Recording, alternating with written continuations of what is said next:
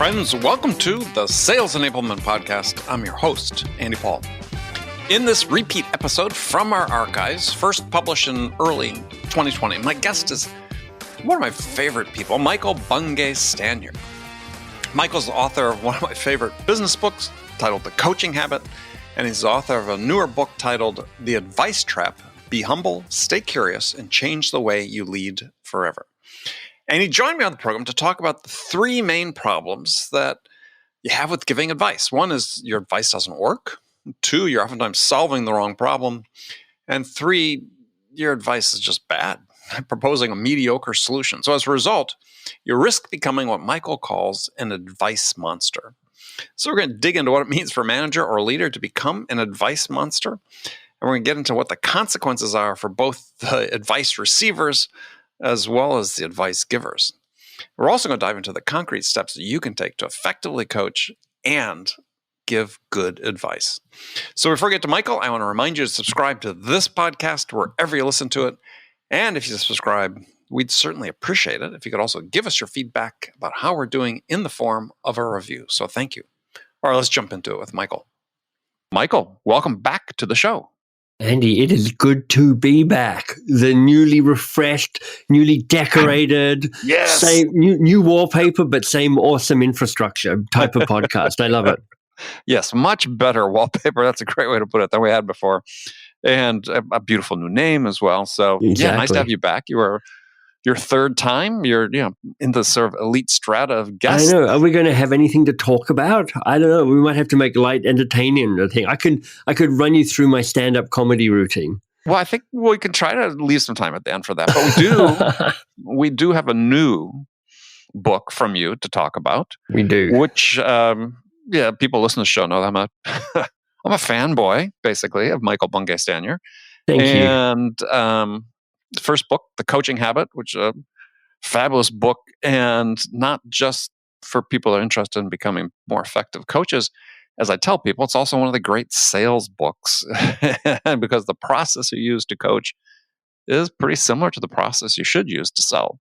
You know, I was in the Ring DNA's sales book, bracket playoffs, and I got knocked out by Phil Jones, who's a friend of mine. So I feel a bit resentful about that. And then he got knocked out by Keith Ferrazzari, who is also a friend of mine. So I'm like, all right, so at least I'm getting knocked out by people I know. Yeah. Well, we need to get Phil on the show. He's not been on it yet, but. So the new book is called, and it's really a sort of follow-on, a companion piece, a playbook, if you will, for the coaching habit, called The Advice Trap: Be Humble, Stay Curious, and Change the Way You Lead Forever. And you did a good job with it again. You're one of these people who make me feel inadequate when I read things that you've written compared to what I write myself. So thank you for that. Keep me motivated. Well, let me ask you. Let me be nosy and go. So, what is it about the book that gives you that reaction? I know you're saying it partly in jest, but why does it make you feel inadequate? Because you do such a good job of writing what I tried to do, which is just take the complex and make it simple. And I think this is so important because it's so easy to make things overly complex, and so much of what people try to describe in the sales world is just that. I mean, there's lots of science behind the way people think and make decisions and the way that we approach people and engage. But you can also simplify it to some really core concepts, which you've done, which I try to do, and just make it easy for people to access the material. Well, I think that's the key. That's a key insight, and that's really worth hearing for the folks listening in, which is that ability to move, simplicity on the other side of complexity, as somebody once said, is extremely powerful if you can move it to that. And I do it by just rewriting and rewriting and rewriting. These books of mine, which are relatively short and hopefully are a relatively easy read, only get there by being longer and crappier through many drafts before I finally make it sound like I effortlessly just dashed it off overnight.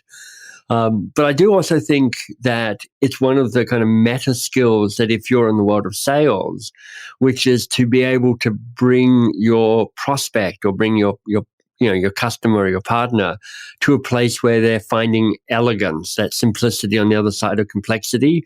It moves you into a type of relationship with them that moves beyond the transactional, I'm pushing 10 to you're actually helping me see the world in a different way. And that's a powerful place to be. Exactly.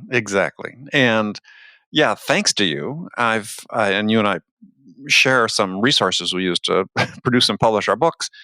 Yeah, I'm sitting there all week when I was reading your book. I was like, oh yeah, I'm starting over again.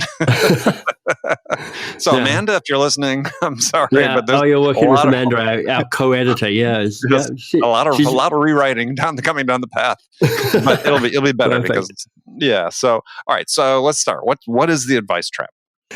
Well, the coaching habit has been this amazing success. And just as you said in the intro, it's not really written for people who are already coaches, although that's a big part of the people who buy it. It's really written for normal people, if you want to put it like that. People who are in the world of interacting with other human beings. Because the fundamental belief of the coaching habit is being more coach-like, which boils down to, can you stay curious a little bit longer? Can you rush to action and advice giving a little bit more slowly? Is a powerful way to have better conversations and better relationships.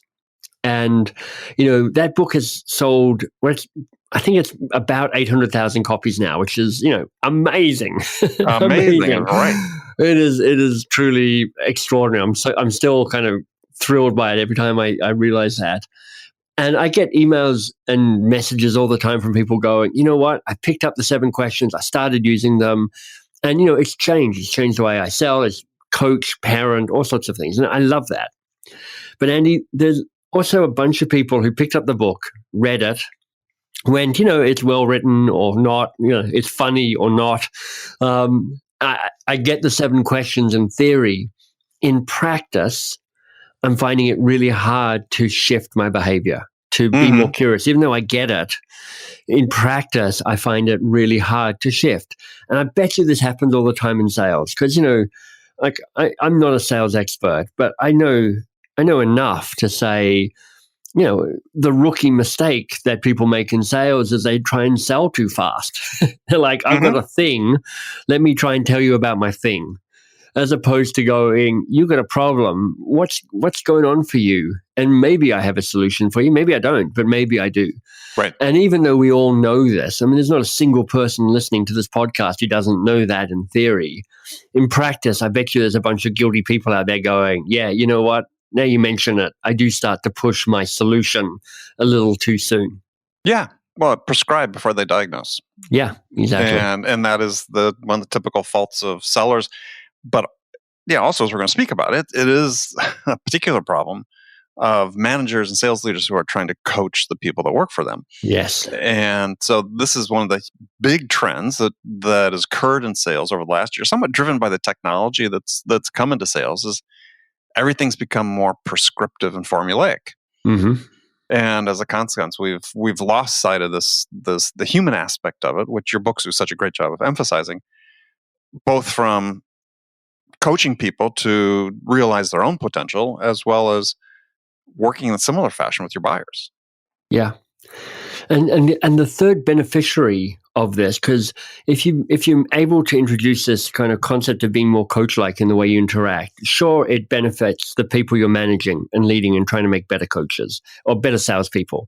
Sure, it benefits your prospects, so you're likely to make more sales and have better relationships. But the other thing you've got to remember is being more coach-like helps you have a better life. Yes. It helps you work a little less hard and have more impact in the work that you do because you're not busy trying to solve other people's problems, to have all the answers, to rescue all the people, to keep control of all the uncontrollable stuff. You actually understand how to move responsibility and accountability and growth and empowerment and confidence and competence to the level where it belongs, which is out of your hands and out of your head and into the hands and heads of the people that you're working with. Well, I think one of the common themes between the books is, if you're implementing this, both as the giver as well as the recipient, is to make people just better human beings. Yeah. And I think if you can do that, that translates into benefits in whatever role you play in your career, whether it's a seller or a manager or something completely outside sales. Yeah, I founded a company called Box of Crayons, which is a learning and development company, works in big organizations typically and helps them move from advice-driven to curiosity-led. So, our clients are Salesforce and Microsoft and other folks like that, which is awesome. But I also, now that I stopped being the CEO of that company, another team runs that company now, which is fabulous. They do a much better job. I'm not a terrible Shannon's CEO. now the CEO, yeah. Yeah, exactly. Shannon Menifee is our brilliant CEO, and she has a brilliant leadership team. And in fact, I love this company. But I'm also, Andy, in this kind of moment going, well, who am I now outside Box of Crayons? Because I wore that identity for almost 20 years. I mean, with your new partnership with Ring DNA, you might have been going through a similar thing. Who am I now? How's that shifted? Yeah. And I've been going, what? So my new venture, which is mbs.works, which is a sandbox for me to play in. But I'm like, what do I stand for in this world? And I'm still experimenting, but currently I'm playing with this idea of be curious, be courageous, and be the best version of yourself. Yes. And that's all coming around to this piece that it's saying, which is like, actually, this helps people fulfill their potential. And it means that you get to create some of the space in your own life to fulfill your own potential as well. Yeah. And I this is a theme I address in my writing. I've got an acronym that I came called just BVOY, which is best version of yourself. I love that. Which is what, if you can accomplish that in any dimension, it's going to benefit all the other dimensions in your life. And that's, yeah. And if you come at it through reading a book like yours or getting an insight of something you're doing in a sales perspective that enables you to be more authentic in the connections you make with people and so on, who cares where it comes from? Yeah. So, how do you make the link between BVOY, be the best version of yourself, and the elite people in the world of sales? Well, I think for the most part, they are, right? I think that's one of the secrets to their success. So if I look at my own career and had fortunate to have great success in sales and even before starting my own company, and then the companies I've worked with supporting them to success is, for me, it all starts with that connection, that human connection. Yeah. And I look at sales sort of this, logical progression of things that happens, and not as a sales process, but it is as a recognition that if I don't do a good job establishing that first initial connection and building the rapport, building the trust, it doesn't matter what follows. If I don't do a good job, everything that follows is diminished as a result of that. And it doesn't mean the customer is not going to continue to talk with me. But as I like to say, from that moment forward, if I don't do a good job, I'm fighting for second place. Mm-hmm. And in sales, second place gets you nothing. Right. There's no consolation prize. And the difference between winning and losing is you should always assume it's just 1%. Yeah. And so how do I start gaining that 1% edge? Well, it's just being me and making these connections. And before starting my own company years ago, but I spent 25 years selling really complex technical products without any technical background at all, other than what I'd learned, but self-taught. But if in that environment, how to succeed, every time I went back and analyzed it, it started with those connections. Right. It didn't finish with the connections, but started with the connections. Yeah. And trying not to be, well, it's just fun reading the book because it's the things you talk about is trying not to be what you called an advice monster, which took experience to learn that my job wasn't to impose my beliefs on the customer and my recommendations on the customer, but to help them find that path themselves. Mm-hmm. Yeah, I think if you wanted to give this new book, The Advice Trap, a hashtag, it would boil down to Tame Your Advice Monster, which was, it was a single line in the Coaching Habit, and probably the line that gets tweeted and mentioned most often, where people go, "Oh my God, I have an advice monster." I'm like, yes, you do. And you know what? Almost everybody does. And if you're not sure, to the people who are listening, if you're not sure whether you have your advice monster, here's a test. Somebody starts talking.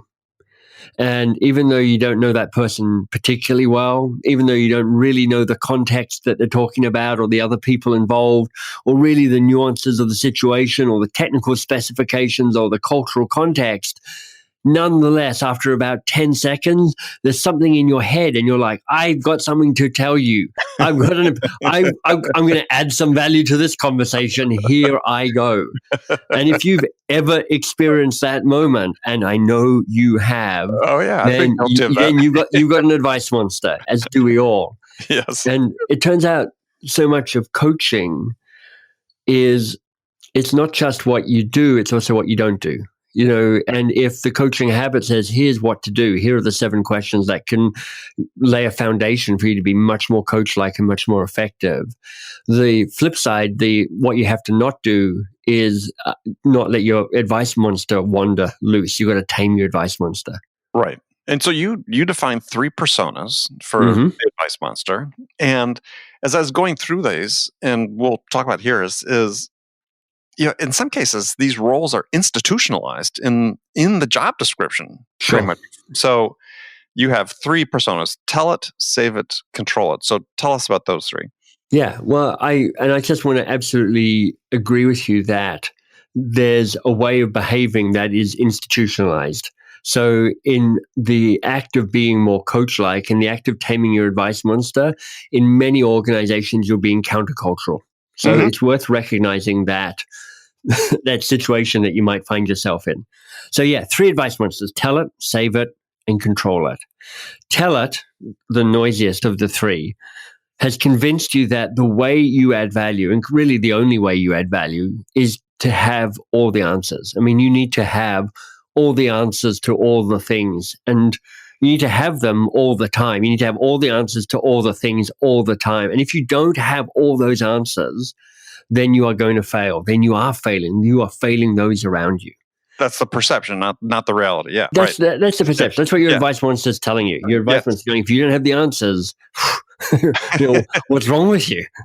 And this is one of the roles I was talking about that's become institutionalized. So if having this conversation more and more with people about, you look at the role of a senior sales leader, a VP of sales, a CRO, even a director level, is the perception is that, they are that person that's supposed to have all the answers. And it's ludicrous. And it's archaic in the way we structure that role. Yeah. And it puts these people in a bind because then they become reluctant to ask for help because suddenly they're seen as less than if they ask for help. I'm going to lay out the 3 reasons why your advice goes wrong, and it's particularly prevalent with the tell it advice monster. So look, the first is this, and I kind of implied it before, which is, honestly, you don't even know what the problem is. In fact, the other person who's talking to you doesn't really know what the problem is either. At the start of a conversation, you're both finding your way to try and figure out what the real problem is. And you just both think you know. But honestly, it's a fair bet that almost every time the first challenge that shows up is never the real challenge.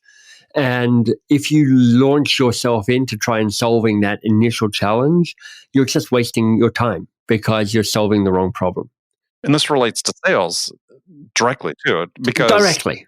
Yeah, because I tell people when I work with sellers is, don't accept the first thing they say because the buyer says at face value.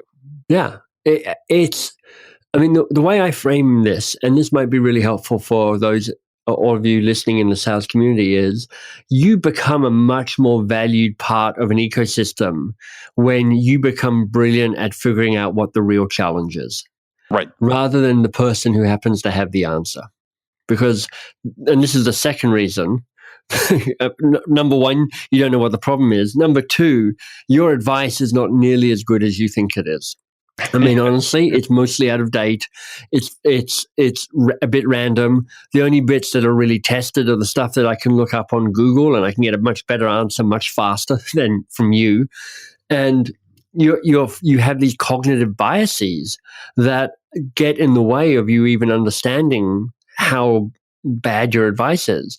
And in fact, there's an irony, which is the more quietly confident you are about how awesome your advice is, the more likely it is that your advice is not that great. So you're in this paradox. I mean, there's this thing called the Dunning-Kruger Dunning-Kruger effect, they call it, I think. Yeah, Dunning-Kruger effect. Thank you. And the way I heard it described, which is outstanding, which is stupid people are too stupid to realize that they're stupid. Yes, I think that. Well, it's a little harsh, but yeah, exactly. That is totally a little harsh, but it basically means that if you're thinking I'm pretty smart, there's a fair chance you're not as good as you think you are. Exactly. Yeah, you're overconfident. And the downside becomes is you become stuck in that paradigm. You stop learning. Yeah. And so to your point is your advice that you start giving them becomes outdated. So those are the first two reasons that your advice can go bad. You're trying to solve the wrong problem. And then even if you've got the right problem, your advice actually isn't that great. But even if, and this is the kind of crucial moment really, even if A, you're really clear on what the real problem is, and B, you actually have a genius solution. I mean, it's really good. It's gold dust. It's a pearl of wisdom. You then get to this third moment, which is what's the right act of leadership? Because you're at this crossroads. And one of them is you go down the first choice, which is you just give them the answer. You're like, here it is. Here's the answer. Go do it. And there is a time and a place for exactly that behavior. Don't get me wrong. This is not anti-advice. Mm-hmm. It's anti-defaulting to advice giving being your default response. Right. And there are some times where you're like, the thing for me to do right now is to give you the answer. But you have another choice. And it's a choice. It's the road less taken. And it's a road that is often more powerful, which is you go, let me help you figure out the answer here. Let me hold the space. I'm going to make sure you don't walk out of here without some right action to take. I've got your back. Mm-hmm. But if I spend 2 minutes, 3 minutes, maybe as long as 5 minutes, just helping you figure this out, you will probably come up with a good enough answer. It might not be as good as your brilliant answer. Certainly that's what your cognitive bias will tell you. But it's a fair bet they're going to come up with a half-decent answer a bunch of times.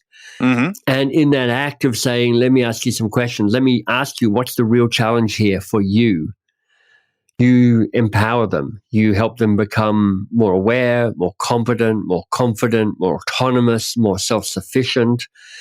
And, this isn't really trading short-term wins against long-term wins. It's trading a short-term loss against an almost immediate short to medium-term win, which is you got better, smarter, more confident people on your team who don't feel the need to come to you every time for one of your wrong answers. Everybody's going to win in a situation like that. Yeah. Well, I mean, and this is one of these dual lessons that apply and I follow up with a question on this afterwards about coaching itself is you develop people that have the ability to more readily define the problem that they're trying to solve and have the wherewithal to address it. Exactly. And you want to think about it from a customer perspective. That's exactly what you want your customers to be able to do. You can come in and say, look, this is the solution, right? Yep. We've got it. And what you're doing at that point is you're just selling bits and bytes. Yep. Where the other direction is, I can extend my curiosity. I can ask great questions. I can listen carefully. I can help them identify what the real challenge is, enroll them in coming up with ideas for what is the best solution, help them define what their options are for how they want to solve it. You're more likely to get a positive outcome from that approach than selling the bits and bytes. Yeah, and there's something that may potentially happen along the way, which is you actually help them understand the problem in a whole new way. Yes. It's bigger, it's deeper, it's more profound, it's shifted off to the left. And that in itself is the win. Like now you're like, these people helped me figure out what was really going on. Do I want to hire you again, or do I want to give my business to the gal who tried to sell me the stuff as she always does? You're always going to come out ahead of that. Yeah. And there's a person you should get on this podcast. His new book, which is from Harvard Business Review, is called "What's Your Problem?" And he's a Danish man, Thomas Wedelsborg, I think. He's got a name even more complicated than mine. I mean, Andy Paul, you're at one entire end of the spectrum of name complexity. With Michael Bungay Stanier, yeah, exactly. Michael Bungay Stanier, you're pretty close to the other end. But Thomas Weddelsberg is like takes it to 11. But the whole book, and it's a really great book. It's pretty new out in the world. Is about learning the art of reframing. Mm-hmm. Because when you learn to reframe the problem, you learn to control your destiny. Right. And that's part of what we're saying here, which is like when you rush to the action and the advice and the solution, you haven't taken the moment to reframe the conversation. And it's like an axiom in politics. When you frame the situation, you control the conversation. Right. Well, so I wanted to ask this question about coaching because specifically in the sales world, there's this broad range of definitions of what coaching is. Right. And increasingly, it's very transactional. Mm-hmm. I need help on strategizing what to do about this deal. Yeah. Or, I've got some specific, we're listening to a recorded phone call and I want you to listen to that and help me. And so instead of, it becomes very prescriptive. The coaches themselves have their advice monster, which they willingly bring out into the open. Yeah. And it's less about, how do I help these people? Because it seems more expeditious to solve it for them rather than give them the tools to learn how to solve it going forward and become self-coached. Yeah, if you want to be blunt about it, there's often an inherent conflict of interests in the business model of coaching. And this is like whether you're a paid, executive, external coach, or even if you're just an internal coach, which is if you can make people codependent on you, that's awesome. It's just not that awesome in terms of how do I, help people be the best version of themselves? How do I create people who are autonomous and confident and competent, all those things I was talking about before?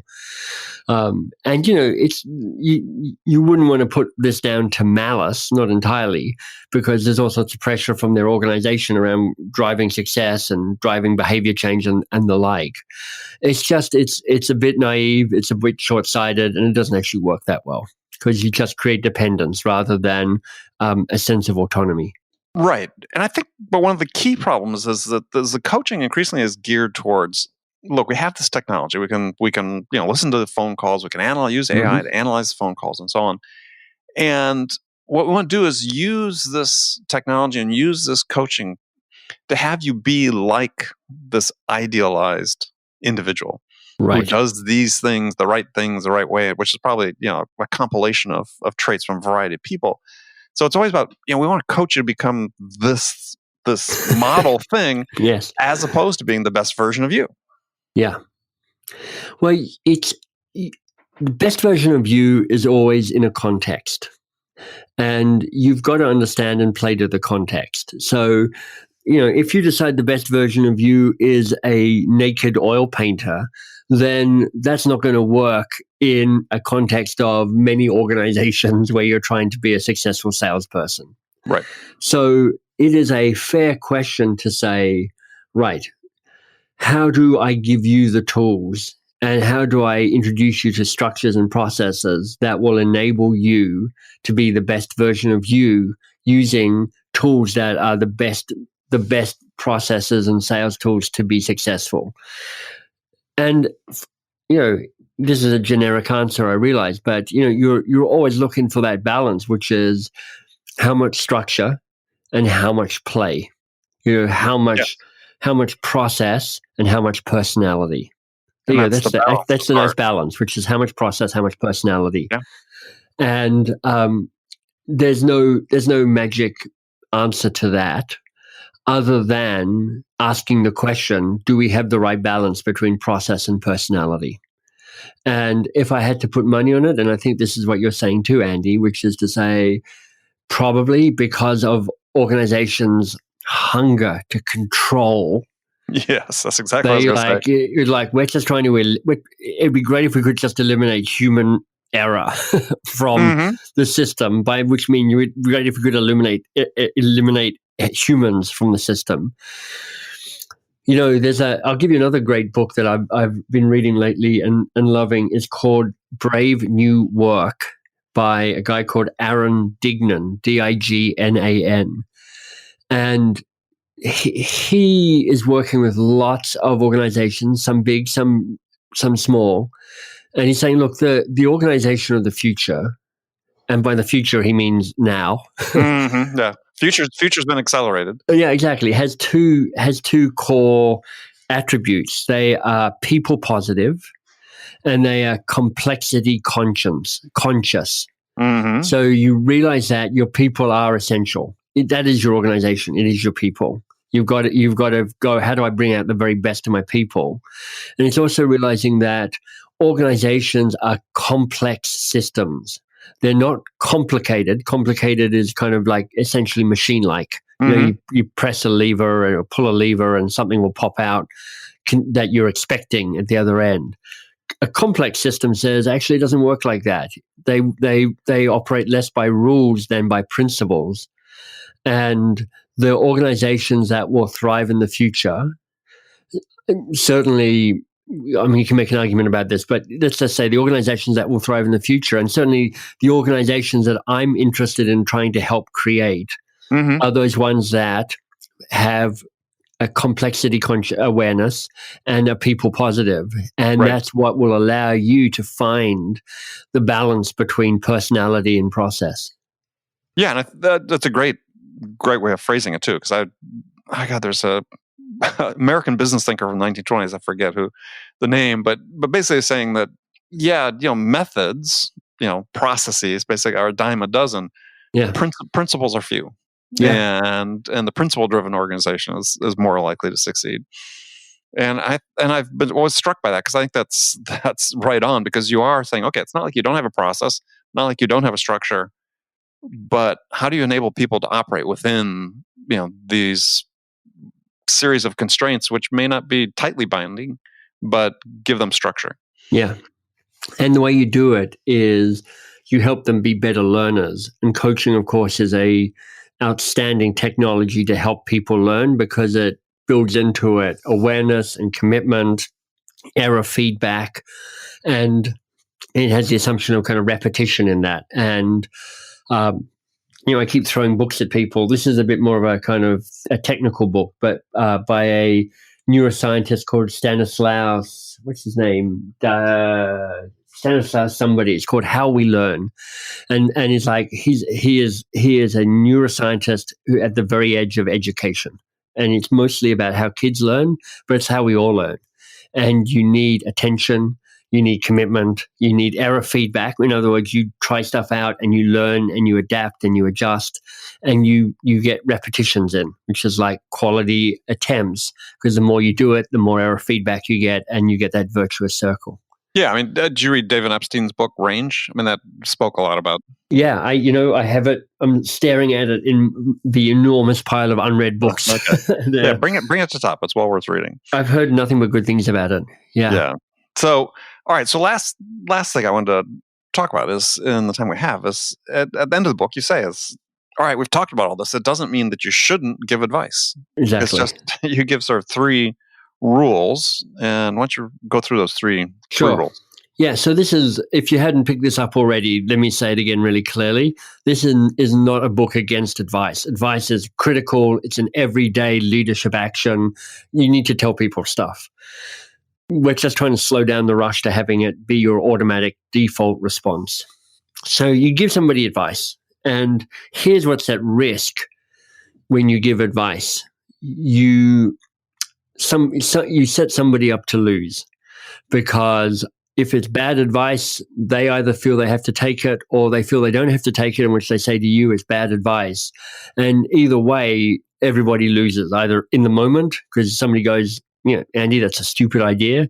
Or they go, Andy, that's okay, sure, Andy, my boss, I guess I'll do your idea, even though I think it's idiotic. Oh, and look, I fail. So we lose. So my suggestion is that, first of all, wait.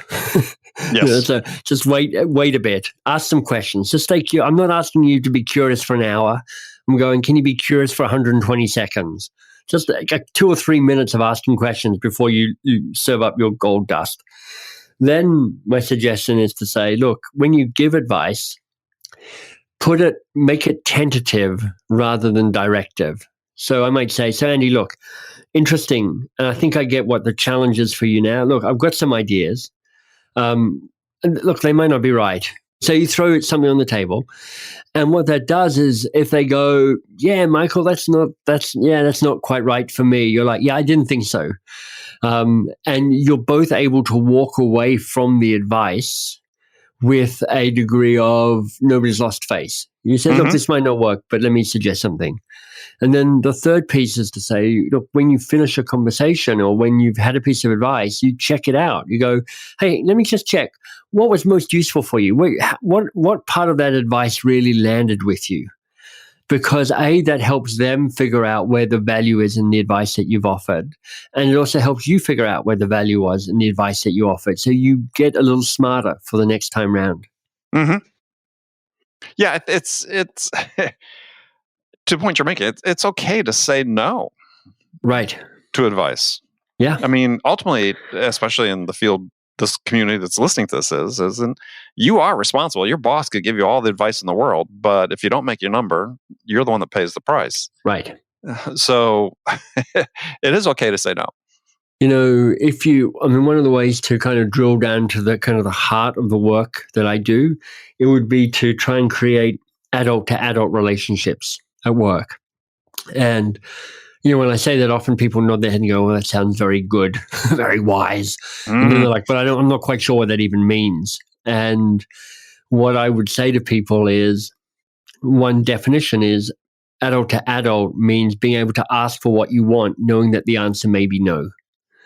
And feeling like you have the right and sometimes the responsibility to say no to requests and advice and opinion is a very, very powerful place in which to stand. And if you're a person who leads a team, part of your job is to try and build a culture where people can have the confidence to say no to what you bring to them. Yeah. I mean, otherwise, if you expect people to always say yes, then the arrogance is pretty blinding. Right. At that point. And you really need to read Michael's book. Somebody once said, if I have a yes man on my team, then one of us is redundant.